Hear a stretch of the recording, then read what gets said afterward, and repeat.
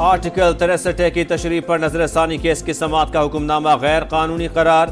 Case 5 रुकनी bench के सामने समाअत के लिए मुकर्रर था। 4 जजेस ने बैठकर कैसे हुक्म जारी कर दिया? ये जुडिशल ऑर्डर नहीं, एहतजाज रिकॉर्ड कराना चाहता हूँ। जस्टिस मुनीब अख्तर का सुप्रीम कोर्ट के रजिस्ट्रार को एक और खत लिखा। हुक्मनामे में मेरा नाम लिखा है मगर दस्तखत नहीं। पहले खत में कहा माजरत को केस सुनने से इनकार ना समझा जाए, अदम मौजूदगी का गलत मतलब ना लिया जाए। बेंच 23 सितंबर की जजेस कमेटी में तरमीमी ऑर्डिनेंस के तहत तश्कील दिया गया।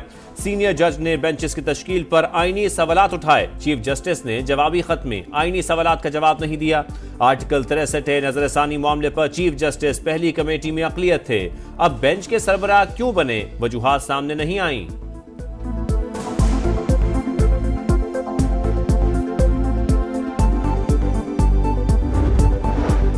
सुप्रीम कोर्ट में प्रैक्टिस एंड प्रोसीजर कमेटी का अहम इजलास आज होगा। आर्टिकल 63A की तशरीह से मुताल्लिक बेंच की तश्कील 9 की जाएगी। जस्टिस मुनीब अख्तर के दूसरे खत के बाद इजलास बुलाने का फैसला किया गया। आर्टिकल 63A की तशरीह के फैसले के खिलाफ नजरसानी दरखास्त। जस्टिस मुनीब अख्तर की 5 रुकनी लार्जर बेंच में बैठने से माजरत। चीफ जस्टिस काजी फायजीसा ने जस्टिस मुनीब का खत पढ़कर सुनाया, मनाने का इंदिया। कहा बेंच बन चुका हो तो केस सुनने से माजरत सिर्फ ओपन कोर्ट में हो सकती है। तहरीरी हुक्मनामा जारी, आज फिर समाअत होगी।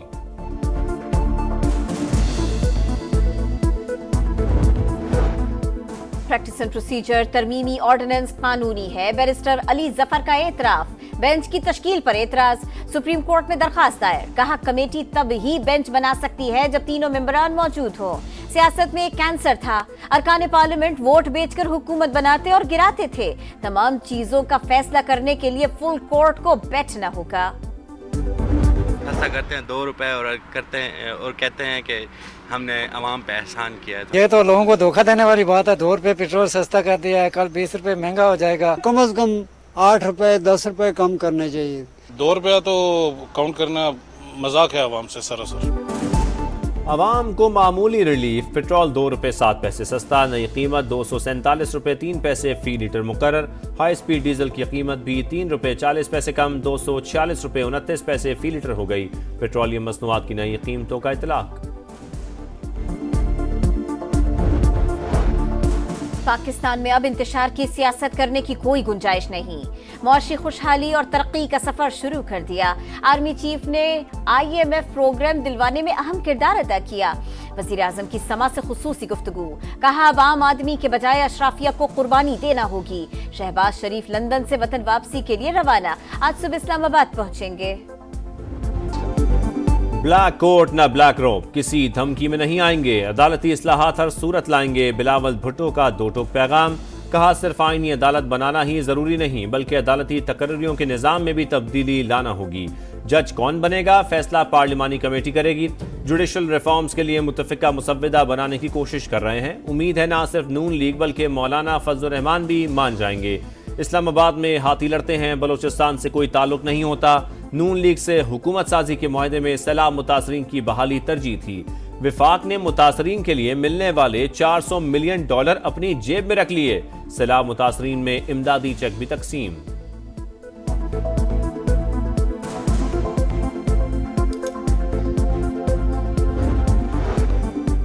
पंजाब में इलेक्शन ट्रिब्यूनल से मुताल्लिक लाहौर हाई कोर्ट का फैसला कलअदब। इलेक्शन कमीशन की अपील मंजूर। सुप्रीम कोर्ट ने महफूज फैसला सुना दिया। लिखा आईनी इदारों के दरमियान बाहमी एहतराम जरूरी है।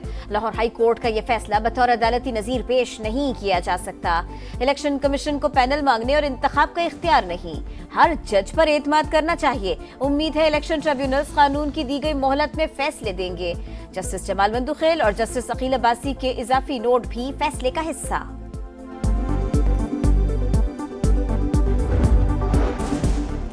तोशाखाना 2 में बानी PTI और बुशरा बीबी की जमानत खारिज। 2 अक्टूबर को फर्द जुर्म आयद की जाएगी। बानी ने सऊदी अरब से मिलने वाला 7 करोड़ का कीमती सेट 29 लाख में हासिल किया।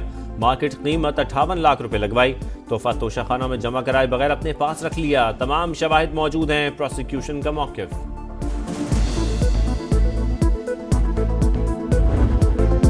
वजीर आला हूँ, सरकारी मशीनरी डंके की चोट पर इस्तेमाल करूंगा। अली अमीन गंडापुर ने सियासी मुखालिफिन को फिर निशाने पर रख लिया। कहा मेरी सिक्योरिटी रास्ते में हर रुकावट को हटाएगी। अब पुलिस वालों ने रोका तो पकड़कर खैबर पख्तूनख्वा ले आएंगे। पार्टी के लिए कभी सरकारी गाड़ी पेट्रोल इस्तेमाल नहीं किया। फॉर्म 47 वाली हुकूमत ने जमहूरियत तबाह कर दी। हम आईन का तहफ्फुज़ करेंगे।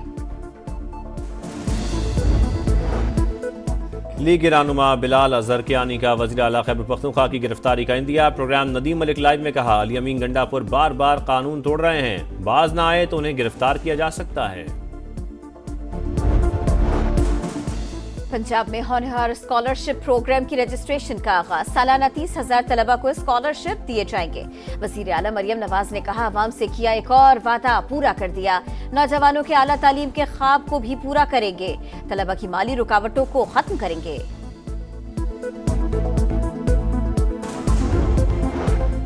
साल 2024 के इनकम टैक्स गोशवारे जमा कराने के लिए मुकर्ररा मुद्दत खत्म। FBR ने टैक्स रिटर्न जमा कराने की तारीख नहीं बढ़ाई। 15 रोज तौसी की तजवीज मुस्तरद। अब तक 35 लाख से ज्यादा अफराद के इनकम टैक्स गोशवारे जमा। कराची में डकैती मुज़ाहमत पर शहरी को कत्ल करने वाला लुटेरा गिरफ्तार। मुलजिम से असलहा और छीना गया सामान बरामद। डाकू वारदात के बाद मकतूल का मोबाइल फोन, रकम और मोटरसाइकिल छीनकर फरार हुए थे। इसराइली फौज की जमीनी कार्रवाई का मुकाबला करने के लिए तैयार। कुर्बानियों और तकालीफ के बावजूद अपनी फतेह तक लड़ते रहेंगे। हिजबुल्लाह के डिप्टी सेक्रेटरी शेख नईम कासिम का पहले खिताब में ऐलान। कहा अमेरिका इसराइल की मदद कर रहा है, मज़ाहमत का रास्ता नहीं छोड़ेंगे। दुश्मन मकासद में कामयाब नहीं होगा। हमने अपना लीडर और भाई खो दिया। शहीद हसन नसरुल्लाह की नमाज जनाजा गैर मुअय्यना मुद्दत तक के लिए मुलतवी। हिजबुल्लाह का इसराइल पर बड़ा हमला। पहली बार नूर बैलिस्टिक मिसाइल दाग दिया। मिसाइल तवील फासले तक मार करने की सलाहियत रखता है। हमले के बाद कई इसराइली इलाकों में आग भड़क उठी। इसराइल के लबनान पर हमले। 24 घंटों में 136 शहादतें। 1 लाख लबनानी शहरी हिजरत करके शाम पहुंच गए। यमन के हुसियों ने 2 अमरीकी ड्रोन तबाह कर दिए। वीडियो जारी। अमरीकी सदर जो बाइडन की लबनान में इसराइल के ज़मीनी ऑपरेशन की मुखालफत। कहा लबनान में जंगबंदी होनी चाहिए। फ्रांसीसी वज़ीर ख़ारजा का कहना था कि इसराइल और हिजबुल्लाह कशीदगी ख़त्म करें। तुर्की के सदर रजब तय्यब एर्दोगान ने अक़वाम मुत्तहिदा से किरदार अदा करने का मुतालबा कर दिया। जंग रुकवाने के लिए मुदाखलत पर जोर।